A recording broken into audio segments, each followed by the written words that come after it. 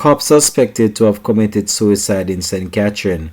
Hi again and welcome. This is Links 007 TV News Report, and we'll be right back with the full details to come. Welcome to Links 007 TV News Report, providing you with the best in local and international news updates.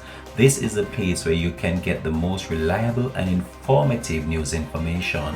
Links 007 TV News Report.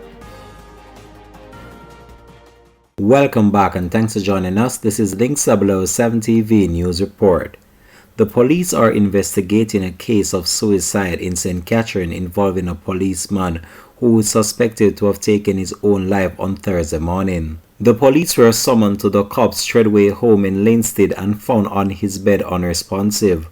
The policeman has so far been identified as Corporal Osbourne Ximines, who was assigned to the Gale police station in St. Mary. The police corporate communication unit within the Jamaica Constabulary Force confirmed the incident. Details surrounding the incident is sketchy up to the publication of this report, and it's still not clear how the policeman took his life.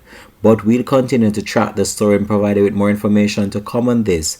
This has been Links 007 TV News Report. Thanks for watching.